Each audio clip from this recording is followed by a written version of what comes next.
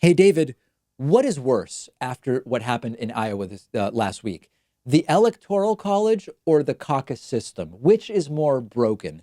Well, what's interesting about the Electoral College system and the caucus system is that aside from the ways in which they leave themselves open to manipulation, that's not what I'm going to deal with today. They're kind of broken in the same way. I mean, so with Iowa, the complaints came around, the app that was used, the reporting, the sketchy way in which, how wasn't it tested fully? Like, we get all that stuff. But really, when it comes down to it, Bernie Sanders won the popular vote in Iowa, but did not get the most number of delegates. That is a similar problem to winning the popular vote nationally and not winning the Electoral College. Hillary Clinton winning by several million votes and Donald Trump still winning the Electoral College.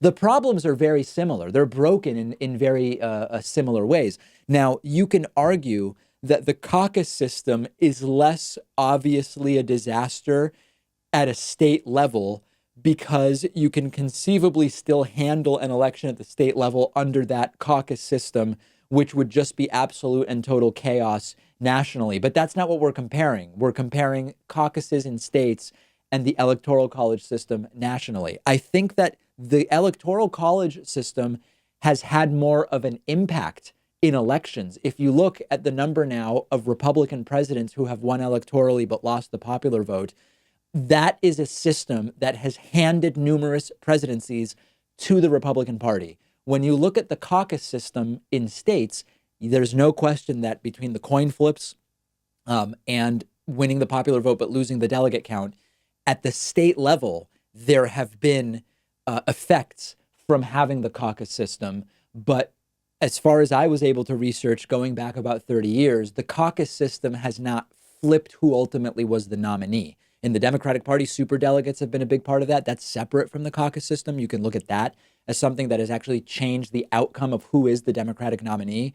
But the caucus system has not flipped the results in the way that the electoral system nationally has, giving the presidency to multiple Republicans who actually lost the popular vote. So if you ask me which has been worse in terms of its impact, I have to say that it's the electoral college system.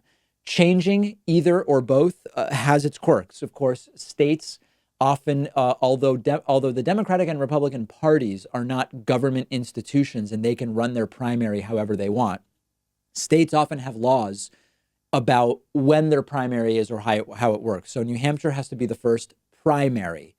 Iowa has to be the first to vote at least 8 days before any primary, which is why February 3rd was the day of the Iowa caucus, and 8 days later, February 11th was the day of the New Hampshire primary. So you can change that at the state level.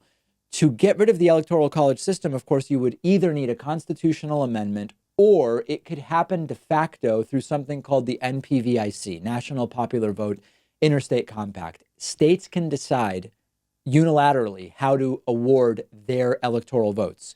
And a state, for example, Texas could say, we don't care which candidate wins Texas. We are going to give our delegates to the winner of the national popular vote.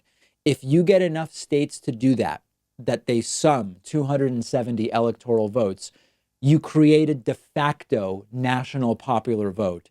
That seems by far the most viable and likely way we could get a national popular vote. You are not going to see, when you've got to have a 2/3 vote in the Senate and 3/4 of the states say, let's get rid of the Electoral College.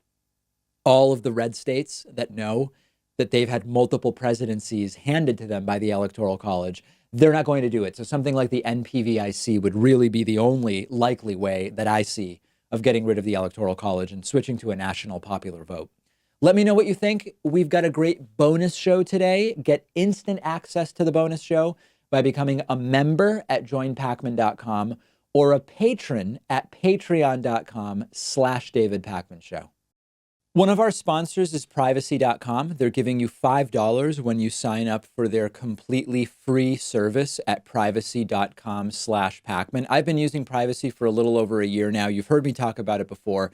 It's a lifesaver, and here's how it works. It takes just a couple of minutes to set up. Anytime you buy something online or on the phone, instead of actually using your real credit card number, the Privacy app and the browser plugin let you give each company a randomized virtual credit card number that you create out of thin air. It'll even autofill the card number with one click. And the payment is taken out of your checking account without the merchant ever knowing your real information. So this allows you to keep your banking information secure, but also to take control of your finances. You can create up to 12 of these virtual credit cards a month. You can set spending limits. You can freeze them.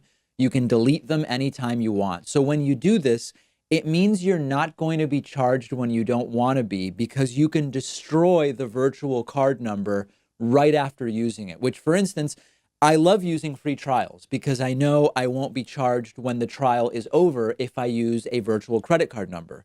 You're keeping your identity private by not telling companies who you are. You're keeping your bank or credit card info protected against data breaches and identity theft, and it's free. There's no catch whatsoever. But if you want, Privacy also offers a $10 a month plan that gives you 1% cash back and lets you create 36 credit cards a month, and a $25 a month plan tailored more for small businesses where you can create 60 card numbers a month and much more.